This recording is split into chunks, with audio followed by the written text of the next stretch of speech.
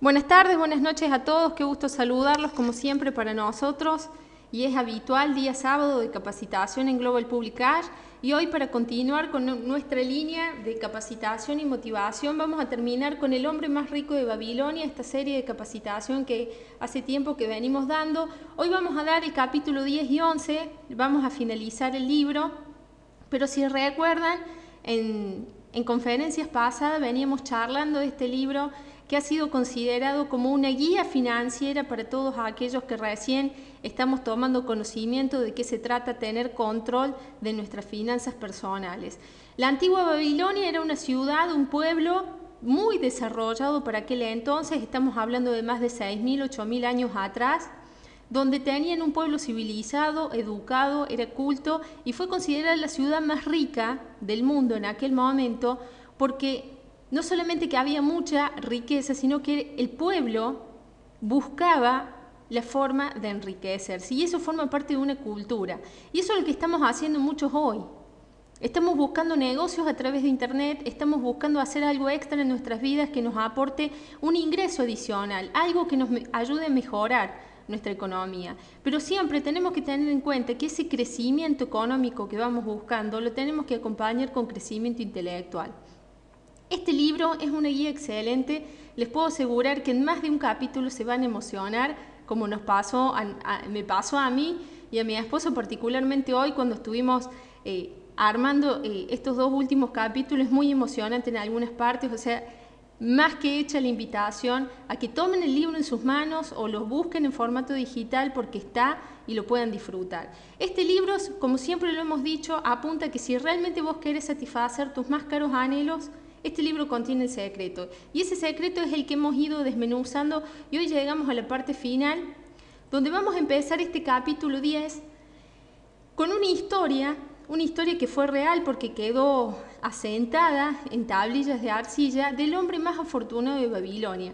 En este capítulo es un capítulo donde cuenta una historia cuyos personajes o los participantes en esta historia son Sharru, que era un comerciante importante, adinerado de Babilonia, Arad Gula, que habían sido en su juventud amigos y socios, ya vamos a ir contando en el transcurso del capítulo cómo se dio esa relación, y Adán Gula, que era el nieto de Arad, un muchacho, un joven prepotente, adinerado, porque traía las raíces de su abuelo, pero tenía una cierta prepotencia en su personalidad, y ocurre que Sharru, como era comerciante en aquellas épocas, Babilonia comerciaba mucho con una ciudad que estaba lejos de Babilonia, pero siempre se transportaban mercancías a lo largo del desierto. Recuerden que Babilonia está ubicado en el desierto de Arabia,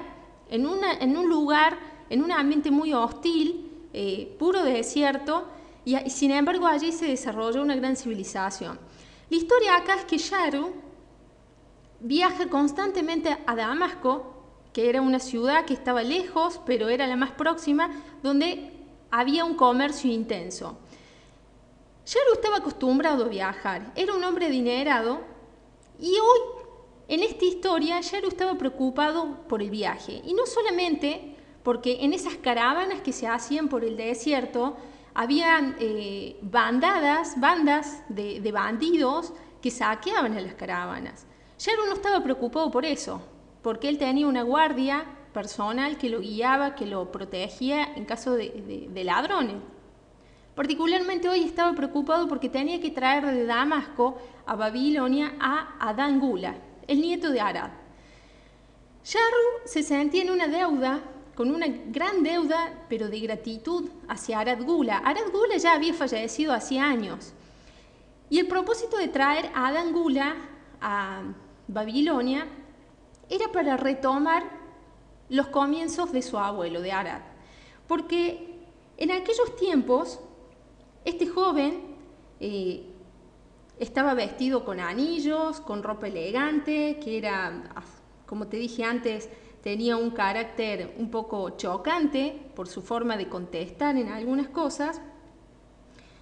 Se creía que por tener finas ropas, tener esos lujos, se creía mejor que otras personas. Entonces lo primero que le dice Yaru cuando lo ve, que su abuelo no usaba esas cosas, no usaba esos ornamentos porque no los necesitaba. Era un hombre que había tenido mucha fortuna, Arad Gula, que lo había dejado a su familia, pero que en sí la persona de Arad no necesitaba ostentar. Pero de todos modos, ese viaje que emprende Yaru con Adán Gula y toda la caravana que venían consigo desde Damasco hacia Babilonia, era un viaje largo y había que pasarlo el viaje. Entonces empiezan a conversar Adán y Yaru, y Adán le pregunta por qué trabajaba tan duro a Yaru. ¿Por qué trabajas tanto? ¿Acaso vos no disfrutas de la vida? ¿Nunca te das tiempo para descansar? ¿Cuál es el propósito de hacer lo que haces? Entonces este señor Yaru le pregunta, ¿qué harías vos si fueras yo? ¿Cuántas veces nos ponemos en la posición del otro? O le decimos al otro, ¿qué harías vos en mi situación? Y este joven un poco intrépido le dice, mira, si yo tuviera toda la fortuna y la riqueza que vos tenés, ni loco me pongo a recorrer el desierto con este calor sofocante, más vale me quedo a disfrutar de la vida, me vestiría mejor, comería finas comidas, y esa sería una buena manera de disfrutar, porque el trabajo es considerado para los esclavos. Y eso le dolió muchísimo a Yaru porque su historia y la de Arad viene vinculada al trabajo.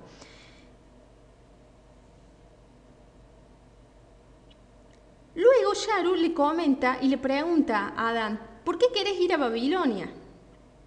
¿Qué es lo que te llama a Babilonia? Y en realidad este muchacho le comenta que siempre quiso ver a la ciudad más rica del mundo, no la conocía, Adán, y a su vez quería volver a las raíces de su abuelo y a encontrar el secreto por el cual Arad había hecho la riqueza. Porque en esos momentos Adán y su padre estaban en una situación apremiante. Entonces se lamentaba este muchacho de que si su abuelo estaría vivo, por lo menos si hubiesen tomado el compromiso de aprender cuál había sido el secreto de Arad para crear riqueza, ¿sí? Entonces Yaru le dice, mira, vos y tu padre pueden hacer exactamente lo que hizo tu abuelo. Pero este muchacho se da cuenta de que la capacidad o que la intención o el compromiso tanto de él y de su padre no eran lo suficientemente grandes como el compromiso que había tenido el abuelo Arad. Entonces ahí aprovecha la ocasión Yaru para contarle su historia, cómo era que se habían conocido con Arad. En realidad Adán sabía que el abuelo estimaba mucho a Yaru, siempre hablaba de él, que habían sido muy buenos socios, muy buenos amigos durante muchos años, pero nunca habían sabido realmente cómo era la historia que se habían conocido. Entonces Yaru empieza a contarle la historia de su vida. Y la historia de su vida es un poco dramática, porque Yaru, siendo un joven de familia de bien, familia humilde, pero de familia libre, por culpa de un hermano de él, que pasado de copas en una casa de juego, mata a un amigo. En aquellos tiempos, cuando había algún problema así, problemas por causas financieras, por crímenes, por delitos y demás, por lo regular siempre ponían a una persona en garantía, a la familia damnificada, para darle tiempo a la familia que debía pagarle la deuda. Entonces, el padre de Yaru, en aquel momento, por estar preocupado por el hijo que había cometido el crimen, lo pone a Yaru en garantía de la viuda del amigo que había fallecido, con la promesa de que cuando le pagara una indemnización a esta mujer, Yaru sería devuelto a su familia. Ocurre que el padre de Yaru nunca pudo cumplir con esa deuda, y Yaru es vendido como esclavo por esta viuda.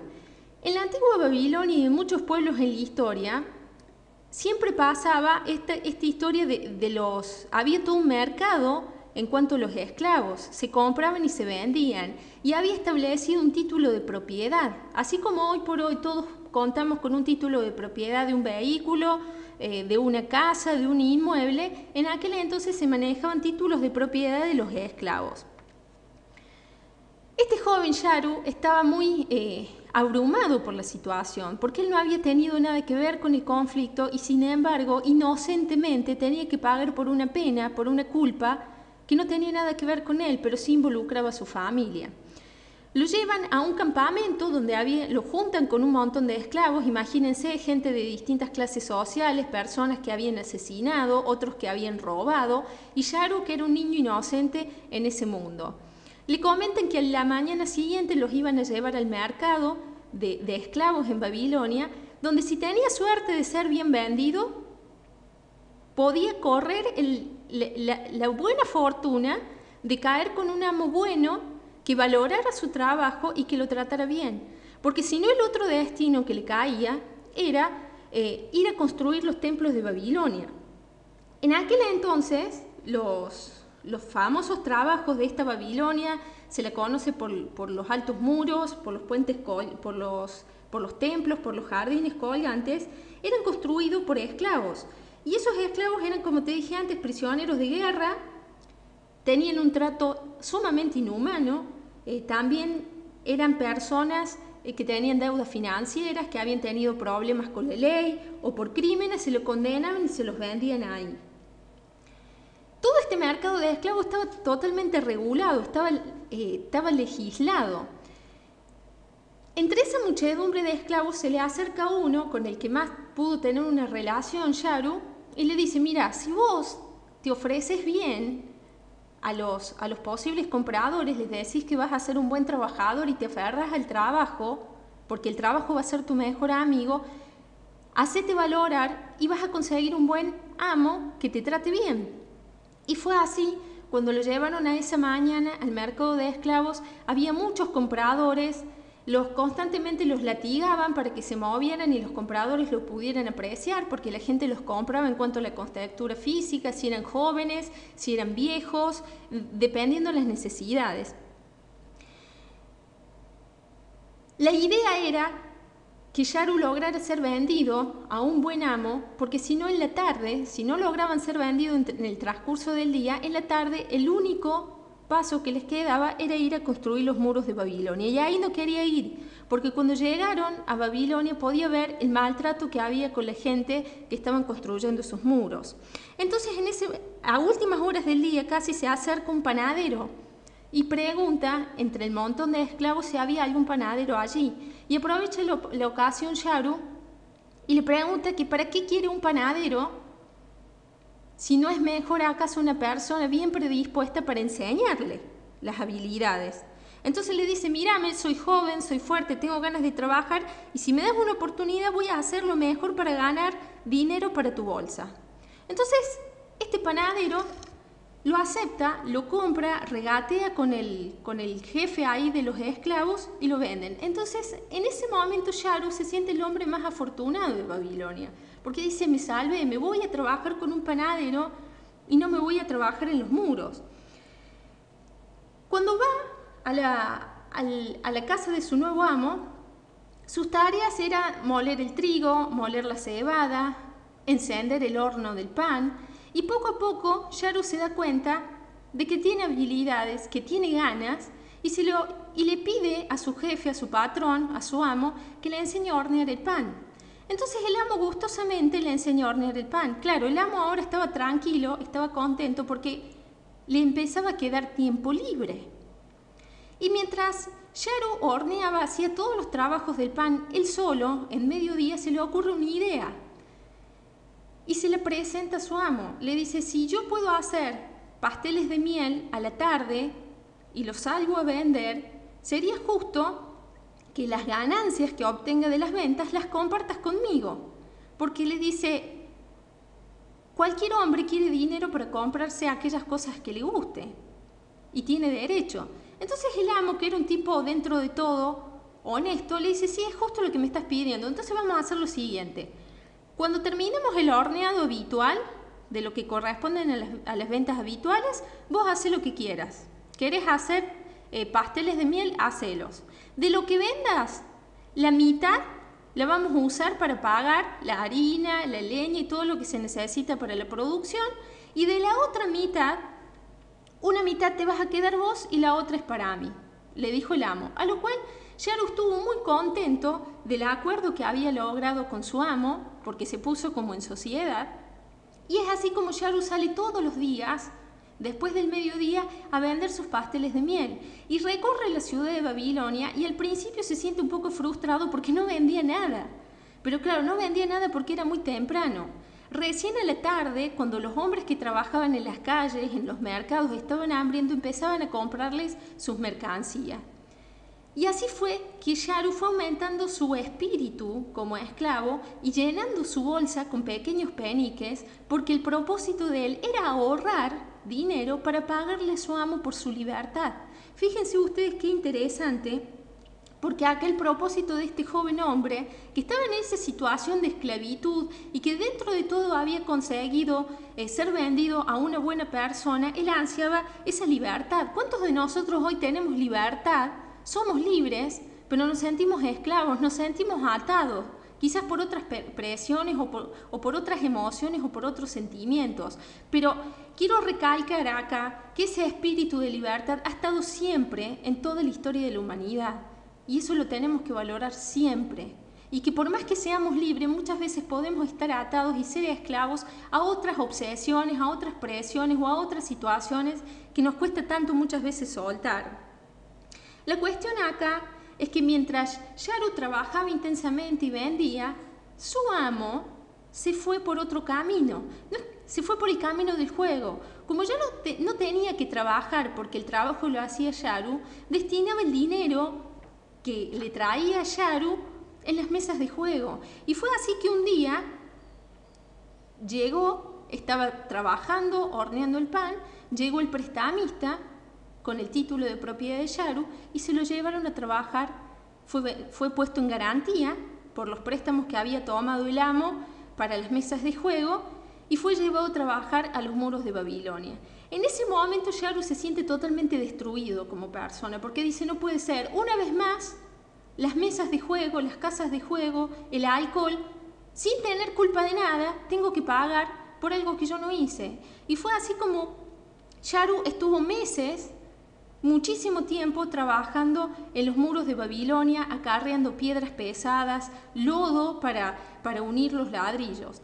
Pero lo interesante acá es que Yaru le cuenta, no nos perdamos de los personajes, le cuenta a Adán en qué momento se conoce con su abuelo. Mientras Yaru vendía en esa época que él estaba bien y vendía los pasteles de miel en la ciudad de Babilonia, lo conoce a Arad Gula. Y este señor todos los días le compraba dos pasteles para él y dos pasteles para el esclavo que este señor tenía. Y un día le dijo: me gustan tus pasteles, pero me gusta más la buena disposición con los cuales los ofreces. Y le dice: tal espíritu puede llevarte lejos en el camino del éxito. Y en ese momento que Yaru fue llevado a los muros de Babilonia, esta fue la frase que lo mantuvo motivado, que lo mantuvo vivo. Porque en aquel entonces él empezó a recorrer y a recordar su historia, las personas que había conocido, las situaciones por las que había pasado, porque mientras él vendía había visto a los otros esclavos que habían compartido ese primer momento con él, cómo morían azotados, cómo morían sacrificados, cómo habían muerto sufriendo en la construcción de los muros. Entonces el único motivo que él tenía era que el espíritu lo podía llevar camino al éxito. Y fue así como pudo mantenerse en aquellos momentos donde nos sentimos caer, donde nos sentimos flagelar, que todo está perdido. Yaru se mantuvo motivado por esa frase que le había dado este señor. Sorpresivamente, el prestamista que lo había vendido a los muros de Babilonia lo manda a buscar y le dice que el amo original que él tenía, este panadero, había cancelado la deuda y que lo mandaba a buscar. Porque los hombres, como te dije antes, en la antigua Babilonia, quizás parecieran inconsistentes las situaciones que vivimos actualmente para nosotros, estaban reguladas por la ley. Entonces, un esclavo en aquel entonces podía quizás tener su propia casa, su propiedad, podía casarse con mujeres libres y los hijos que tuvieran eran niños libres. ¿Sí? Podía casarse libremente. Incluso un esclavo podía tener a otro esclavo sobre el cual el amo principal no tenía injerencia, no tenía derecho ni poder sobre el segundo esclavo. O sea, había todo un sistema de regulación en cuanto a la esclavitud. Había muchos comerciantes en la antigua Babilonia cuando se le descubrió, cuando se desenterró, encontraron muchas tablillas donde había muchísimos comerciantes de muy buena posición económica que eran esclavos. Muchos trabajaban en sociedad con sus amos, ¿sí? Era casi como una forma de vida. Hoy por hoy lo podríamos llamar casi como el empleo tradicional que casi todos tenemos, ¿no? Bueno, lo importante acá es que en esta historia, cuando Yaru vuelve a lo del panadero, ¿sí?, se encuentra que estaba Arad. Estaba Arad Gula allí esperándolo y le dice que le había sido difícil encontrarlo, pero verlo en la actitud que él tenía, porque Arad y Yaru siempre conversaban cuando Yaru le vendía los pasteles. Y Yaru le decía que él estaba trabajando tan duro vendiendo pasteles porque quería comprar su libertad, sin saber que Arad también era un esclavo y estaba en sociedad con su amo en aquel entonces. Arad vendía tapetes por toda la ciudad de Babilonia.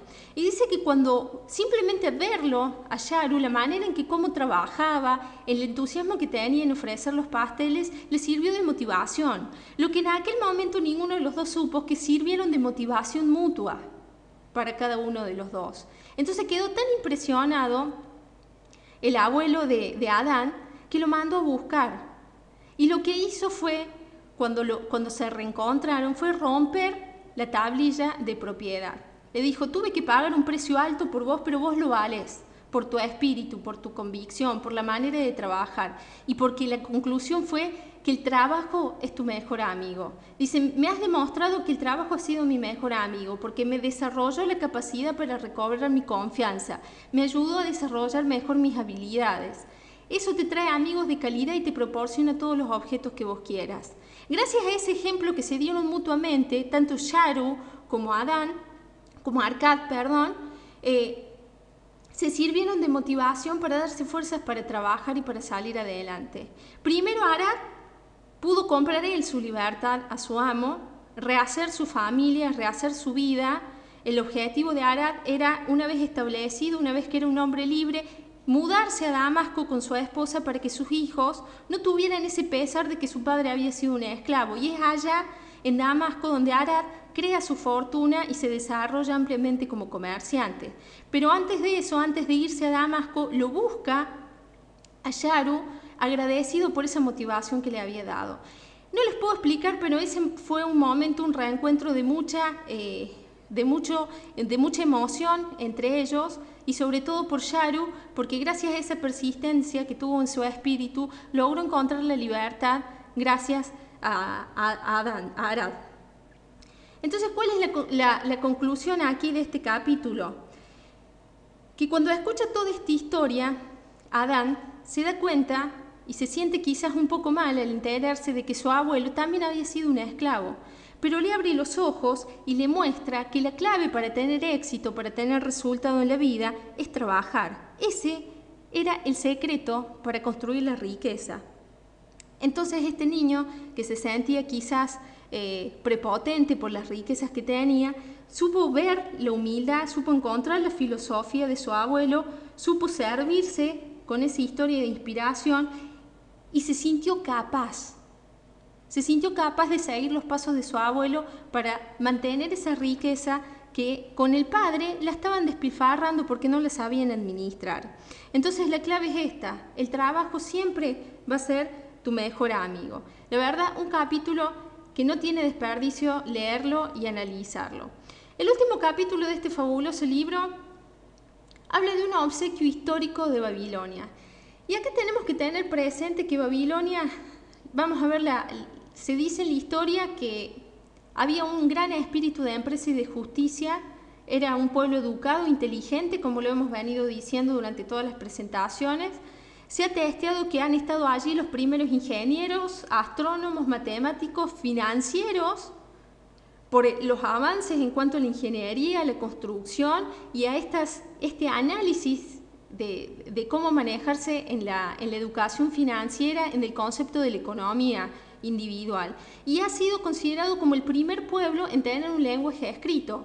Recordemos y veamos gráficamente dónde está ubicada Babilonia. Para que ustedes vean aquí en el mapa, la antigua Babilonia se encontraba cerca del río Éufrates, en esa zona de Arabia donde había desierto. La ciudad no tenía agua, no tenía ni siquiera piedras para construir, pero han demostrado, o sea, no estaban localizados tampoco en una zona comercial, tuvieron que abrir rutas comerciales.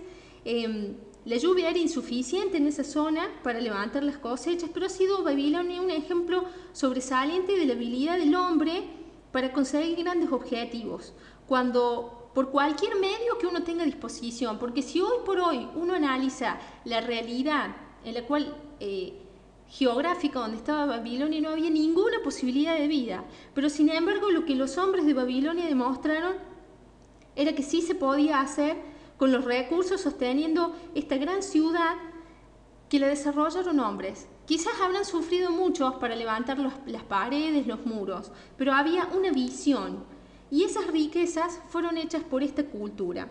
Babilonia poseía únicamente 2 recursos naturales. Había una parte de la ciudad donde realmente había un suelo fértil y cerca tenían el agua del río.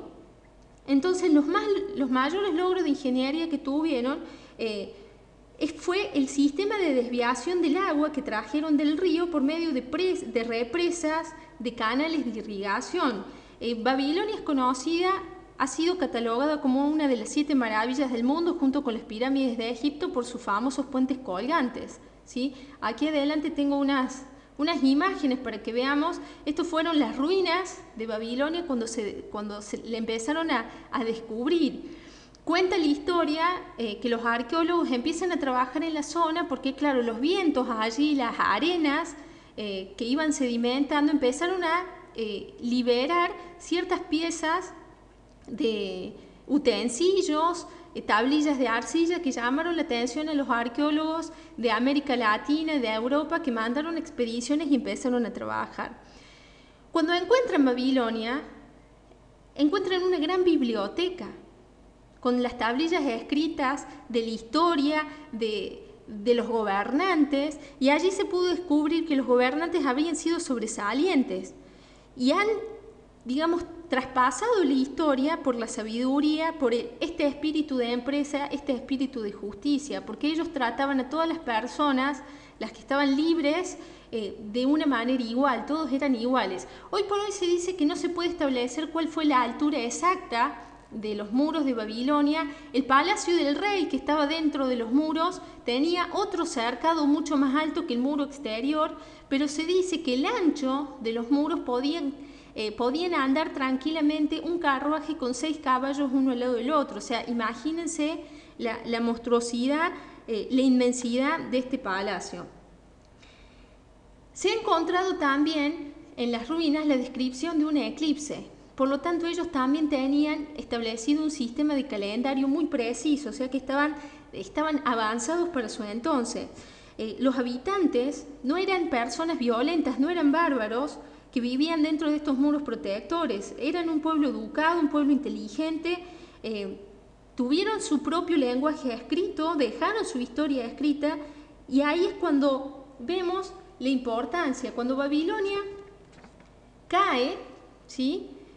Miren, acá hay unas imágenes más y unas imágenes de cómo ha sido recreada Babilonia con la tecnología, obviamente, cómo habrá sido en su época de esplendor. La verdad, impresionante, una belleza. O sea, esto es recreado, digamos, por la tecnología, ¿no? Pero también ellos fueron hábiles financieros, comerciantes. Se cuenta en la historia que encontraron una tablilla donde tenía la forma de ser un pagaré, o sea, había establecido como contratos también. Habían establecido el dinero como medio de cambio, cuando en aquel entonces quizás en muchas culturas se manejaba el trueque. Cuando se habla de la caída de Babilonia, ya lo hemos contado en capítulos anteriores, ha sido una ciudad, un pueblo que era anhelada por muchos conquistadores, porque era un pueblo rico, había mucha riqueza, muchos tesoros, pero no era un pueblo violento. Por lo tanto, no estaban preparados para la guerra. Babilonia había sido sitiada muchísimas veces, pero no habían logrado los ejércitos contrarios poder invadirla, porque alrededor de los muros tenían un gran foso lleno de agua, o sea, era difícil escalarlo. Pero cuenta la historia que había un rey que fue persuadido por sus consejeros a que saliera fuera de la ciudad a combatir el ejército que se avecinaba para invadir la ciudad. Claro, como Babilonia no estaban las personas preparadas para la guerra, en ese enfrentamiento Babilonia pierde. Entonces, para no volver al pueblo, frustrado, el rey se marcha. Entonces el ejército invasor entra a Babilonia como dueño y señor de su casa y empieza a tomar posesiones. Lamentablemente, a partir de ese hecho, Babilonia empieza a decaer. Y la decadencia fue tal que las personas empezaron a abandonar la ciudad. El mantenimiento que había que hacerle por el tema de las arenas, la sedimentación que los vientos traían, dejó de hacerse. Pero más allá de todo esto, Babilonia fue una civilización que cuando se cayó no pudo levantarse. Pero a ella, la civilización actual, hoy le debemos mucho, porque han dejado un gran legado. Este libro es excelente de guía para tomarlo como referencia personal en cada uno de nuestros hogares, de nuestras situaciones personales, cómo nos tenemos que administrar, cómo debemos de manejarnos con nuestras emociones, que muchas veces son las que nos llevan a atravesar por malas situaciones económicas. Así que, damas y caballeros, espero que lo hayan disfrutado tanto como nosotros. Muchas gracias por su tiempo y por su atención y nos estamos reencontrando en una próxima presentación. Buenas noches.